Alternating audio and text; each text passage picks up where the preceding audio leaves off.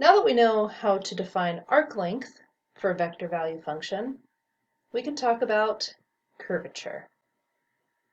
As a point moves along a curve in the direction of increasing arc length, we can follow a unit tangent vector and watch how it turns. I've got two curves on the screen. One of them is more sharp of a turn than the other. What I mean by that is if you were going to sit on a skateboard and ride down a hill, and the hill was shaped like the curve on the left or the curve on the right, one of those would be more fun. If we were to plot points on each of these curves that are exactly 1 unit spaced apart from each other, the points might look like what you see on the left, and then I can plot a unit tangent vector to the curve at each of those points. And I notice that as I'm moving along the curve, the unit tangent vector is rotating from the red to the gold to the green to the blue. Those vectors are spinning counterclockwise. I can see the same thing happen on the second curve, plotting multiple points that are 1 unit apart from each other, and then the tangent vector at each one of those points. I can see that the unit tangent is rotating, again counterclockwise, but the rotation is less on this curve than it was on the curve that we saw on the left. The rate that this tangent vector is changing in relation to moving along the curve 1 unit of arc length, that rate is the magnitude of the derivative of the unit tangent vector, where we took the derivative of the unit tangent vector with respect to arc length. And that's what we see in this expression. So the magnitude of dt ds, where dt ds talks about how the unit tangent vector changes with respect to 1 unit of change in arc length. We call that expression kappa. This is another Greek letter that we'll use, kappa. It looks like a K, but a little curlier. And this value kappa is what we use to represent curvature. Notice that the steeper curve had the unit tangent vectors rotating more quickly than the less steep curve. Both of the curves had unit tangent vectors rotating, but one of them had them rotate more quickly. If we have a large kappa, meaning the unit tangent changes quickly with respect to arc length, then we have a sharp turn. If we have a small kappa, meaning the unit tangent rotates slowly with respect to arc length, then we have a wide turn. And you can kind of relate this to thinking about driving along a circular track. If you're driving on a small circle, you're going to have to make really sharp turns. If you're driving on a large circle, you get to take much wider turns.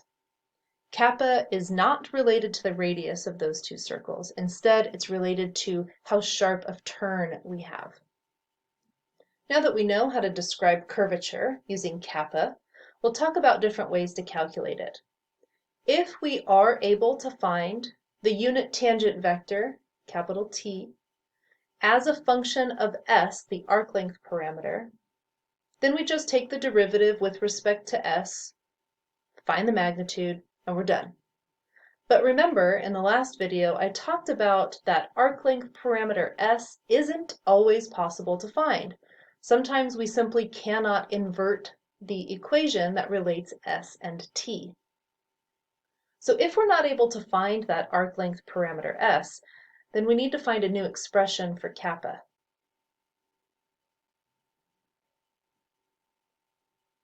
We're going to start by taking the derivative of the tangent vector, the unit tangent vector, with respect to t, the original parameter. Using the chain rule, I know that I can separate that derivative into a product of dt, where t is the unit tangent vector, dt ds times ds dt. So that's just the chain rule from Calc 1. Using that equation with the chain rule, I can divide both sides by ds dt and take the magnitude of both sides to get the relationship that we see below. This says that the magnitude of the derivative of the unit tangent vector with respect to s, that's essentially kappa, is equal to the magnitude of the first derivative of the unit tangent divided by ds dt, the derivative of that arc length parameter s with respect to t. Now remember that the arc length parameter s of t came from this integral. So if we wanted to find ds dt, we would need to take the derivative of both sides of that equation. On the left, the derivative with respect to t of s just becomes ds dt, and on the right, we use the fundamental theorem of calculus, part 2, to take the derivative of an integral with the upper bound on the integral being the same variable that we're taking the derivative with respect to. Now, this is a little hand-wavy, but it's kind of a cute way to think of what's going on. Taking the derivative with respect to t, which basically knocks out this integral and allows this variable t to fall into the expression that we were trying to integrate. So instead of r prime of u inside these magnitude bars, it becomes r prime of t inside the magnitude bars. So that gives us an expression for ds dt that doesn't depend on s at all. So coming back to our expression for kappa, instead of having ds dt in the bottom, which we said was a problem because we couldn't find s as a function of t, we can rewrite that, replacing ds dt with the magnitude of r prime. So then we can calculate kappa using the magnitude of the derivative of the unit tangent divided by the derivative of the original vector function, where we haven't changed the parameter at all, still using the original parameter t. So far we've got two expressions for kappa. The first one is the best case scenario. That's where we do have the unit tangent vector as a function of arc length s. And then the next one is the expression for kappa that does not involve the arc length parameter s. Now, the truth is we needed the idea of that arc length parameter to be able to derive this result. So it was necessary to get us here, but now we can generalize this and apply the formula to any vector function, even if we can't find that arc length parameter s. Let's try an example here. I want to find the curvature, kappa, for a vector function r of t. So I'm going to use this formula that does not depend on arc length parameter s, because I really don't want to go through the trouble of finding it. If we can go around the back door so that we don't have to find s, then we probably should. So first, we need to find the unit tangent vector, which will require us to calculate the derivative of r.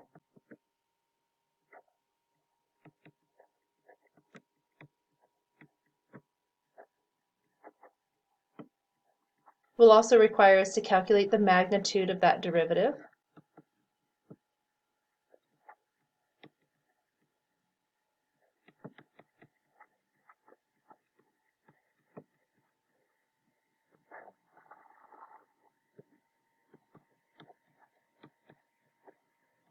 Now we need to calculate the unit tangent vector, which has r prime divided by the magnitude of r prime.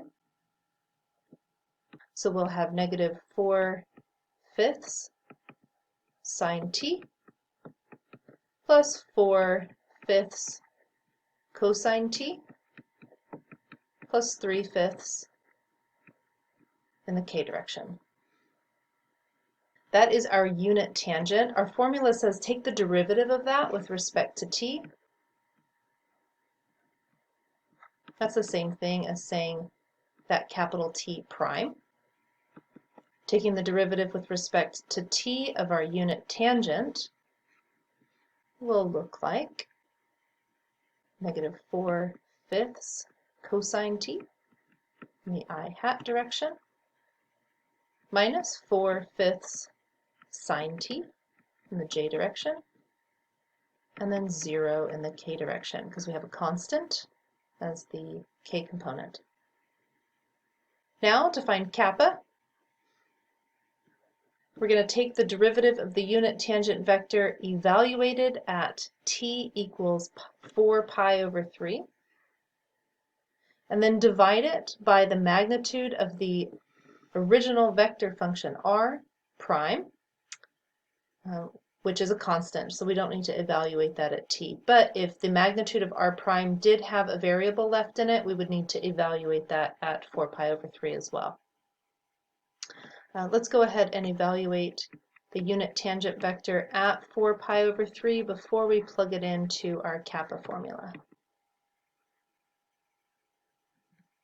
So we have negative 4/5 cosine at 4 pi over 3,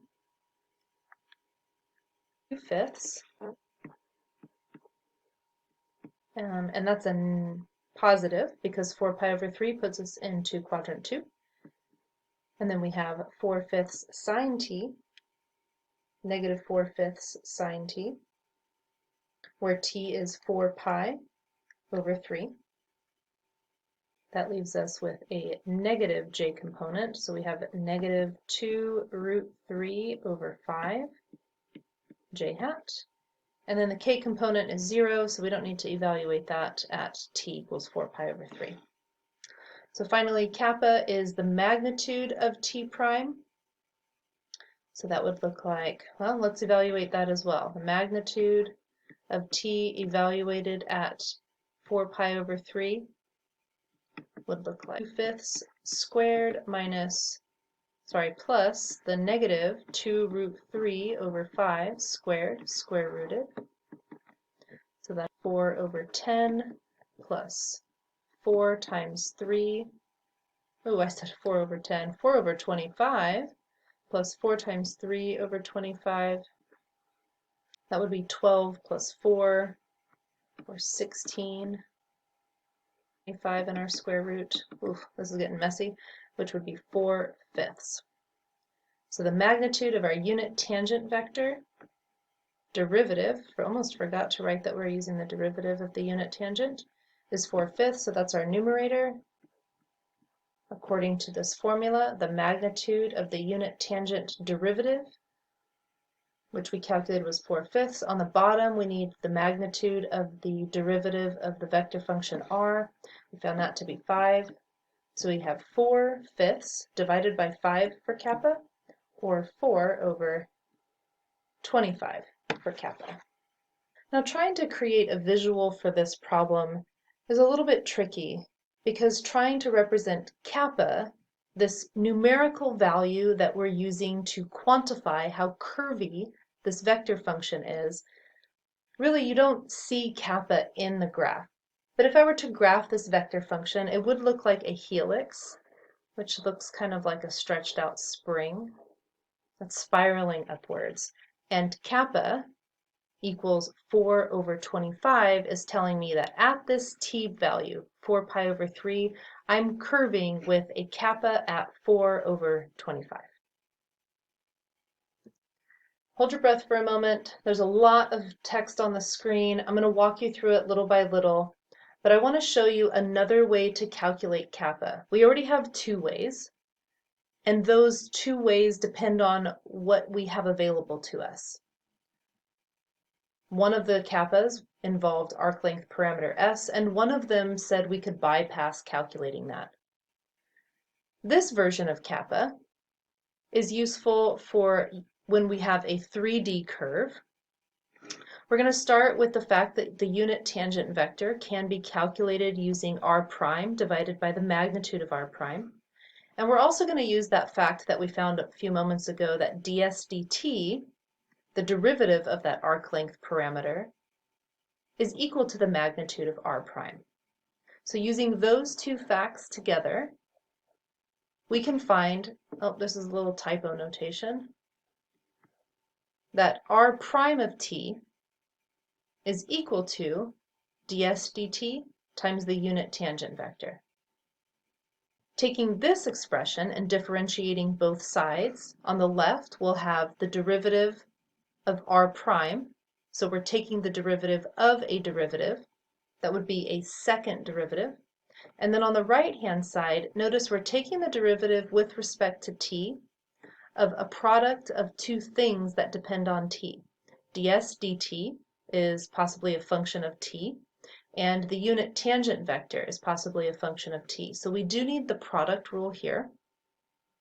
Applying the product rule on the right-hand side, we have the derivative of the first thing, which is the derivative of ds dt, and then times that second function, the unit tangent vector, plus the first function, ds dt, times the derivative of the unit tangent vector.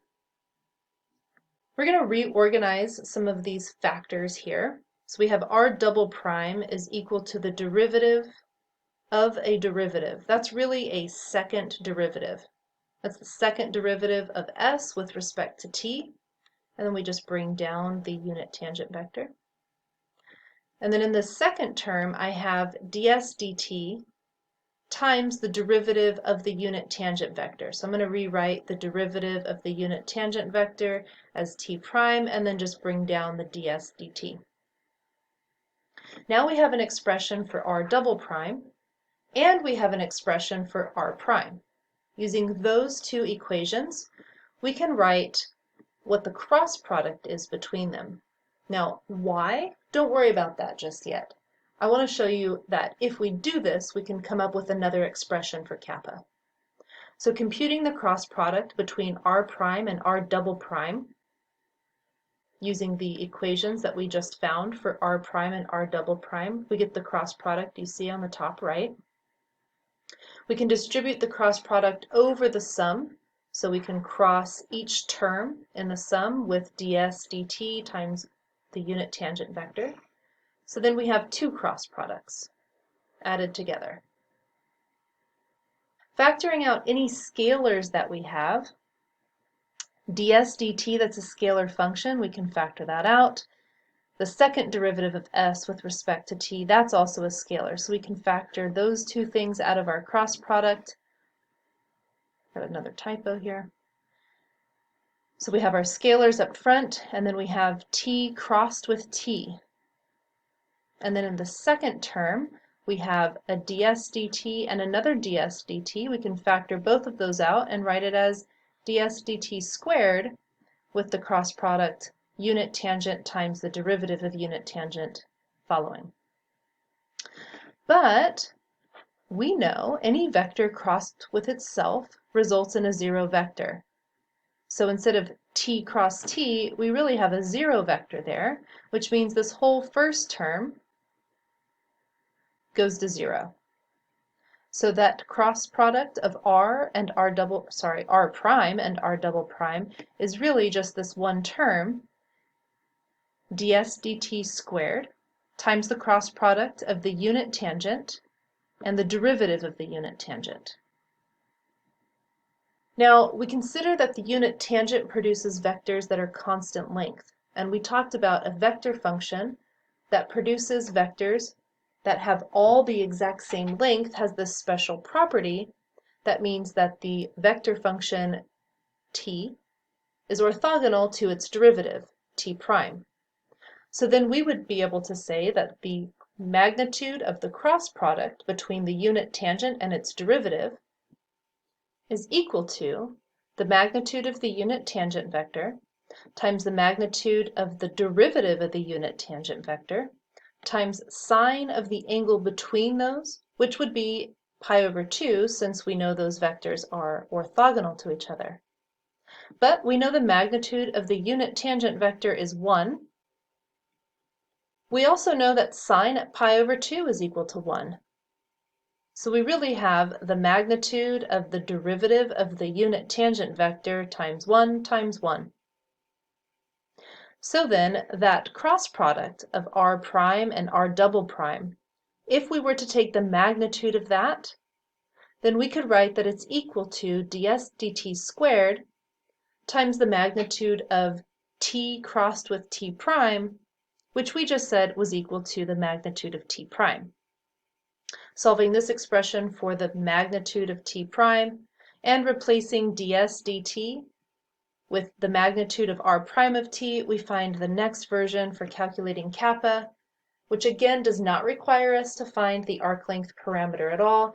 Instead, it simply requires us to find the derivative of our original vector function r, the second derivative of that vector function r, the cross product, the magnitude of their cross product, and the magnitude of the derivative. And we plug all of those into that formula for kappa, and we're able to quantify the curvature of the vector function r. This formula is very much just a plug and chug idea, so I feel pretty confident that you can try this one on your own. And we're not going to hit real heavy on this idea of calculating kappa, so I really just want to expose you to the idea of it. I don't want to hound the idea.